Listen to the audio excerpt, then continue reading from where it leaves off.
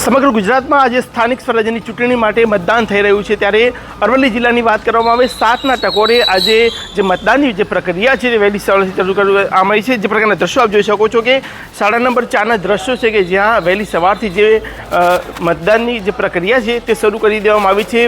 વહેલી સવારનો સમય છે એટલે હજુ એ પ્રકારની પરિસ્થિતિ, કારણ કે મતદારો હવે જેમ જેમ સમય જશે એમ એમ મતદાન મથક સુધી પહોંચે, પરંતુ જે પ્રકારના દ્રશ્યો તૂટક સંખ્યામાં જે મતદારો છે તે મતદાન કરવા માટે મતદાન મથક સુધી પહોંચી રહ્યા છે। અરવલ્લી જિલ્લાની વાત કરવામાં આવે તો 28 જેટલી જે જિલ્લા પંચાયતની અને 140 જેટલી જે બેઠકો છે જે તાલુકા પંચાયતની છે। સાથે જ વાત કરવામાં આવે તો મોડાસા નગરપાલિકાની 36 બેઠકો અને બાયડ નગરપાલિકાની 24 બેઠકો માટે જે મતદાનની પ્રક્રિયા છે તે વહેલી સવારથી શરૂ કરવામાં આવી છે। ત્યારે મોડાસા નગરપાલિકા માટે આજે વહેલી સવારથી જે મતદાનની પ્રક્રિયા છે તે શરૂ કરી દેવામાં આવી છે।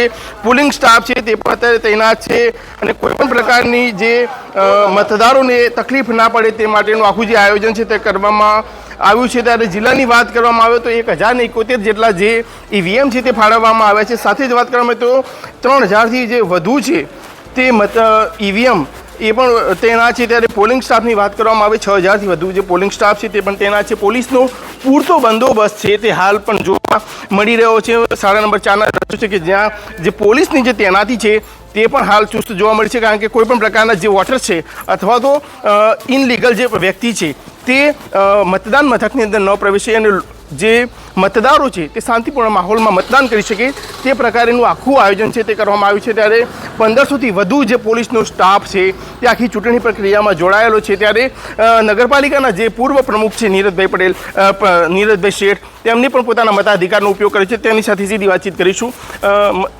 આપે પોતાના મતાધિકારનો ઉપયોગ કરે છે, શું કહેશો? હા, હું એટલું જ કહીશ કે આજે તારીખ 26ના રોજ વહેલામાં વહેલી તકે આપ પણ મતદાન અહીંયા કરી દો। આપનું જ્યાં પણ બૂથ છે એ બૂથ ઉપર જઈ અને આપ મતદાન કરી દો। બપોરનો સમય ખૂબ ગરમી પડશે એટલે 12 વાગ્યા પહેલાં આપનું મતદાન અહીંયા અવશ્ય કરજો।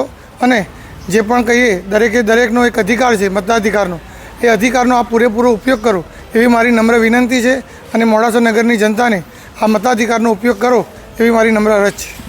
તો આ હતા મોડાસા નગરપાલિકાના પૂર્વ પ્રમુખ નીરજભાઈ શેઠ, તેઓએ પોતાના મતાધિકારનો ઉપયોગ કર્યો છે। સાથે જ વાત કરવામાં આવે તો ગરમીનો હાલ મોસમ છે અને એવી પરિસ્થિતિની અંદર જે પ્રકારે ગરમી ન વધે તે પહેલાં મતદાનની પ્રક્રિયા પૂર્ણ થાય તે પ્રકારે તેમને જે લોકોને અપીલ કરી છે। ત્યારે લોકો પણ મોટી સંખ્યામાં જે મતદાન મથક સુધી પહોંચે અને પોતાના મતાધિકારનો ઉપયોગ કરે તે માટે પણ સમાચાર 31 છે તે આપને પોતાને સતત અપીલ કરી રહ્યું છે કે આપ પણ જોડાઓ અને આપ પણ મોટી સંખ્યામાં મત કરી અને પોતાની ફરજ નિભાવો।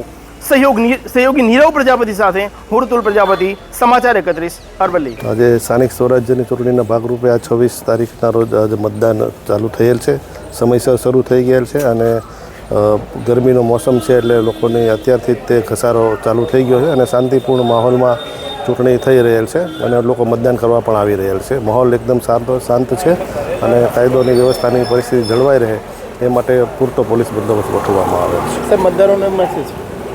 મતદારોને અપીલ છે કે વધુમાં વધુ પોતાનો મતાધિકારનો ઉપયોગ કરે અને મતદાન કરવા માટે આગળ આવે। ભાવસાર ગ્રીષ્મા કૌશિક કુમાર આજે મતાધિકારનો ઉપયોગ કરે, શું કહેશો? બસ આજે મેં મારો ફર્સ્ટ વોટ આપ્યો છે અને હું પણ એવું ઈચ્છું છું કે બધા પણ જલ્દીથી જલ્દી મત આપે અને જેમ બને એમ વહેલા કરે, કેમ કે ઉનાળાની ગરમીના તકે વોટ પહેલાં તે કરી દે એમ। આજે પહેલી વાર મતદાન આપ્યું છે, કેવું ફિલિંગ થાય છે? બહુ સારું એવું ફિલિંગ થાય છે કે વોટ આપવો જરૂરી છે દેશના માટે અને મારું પણ એવું ઈચ્છું છું કે વોટ આપવો જ જોઈએ એમ।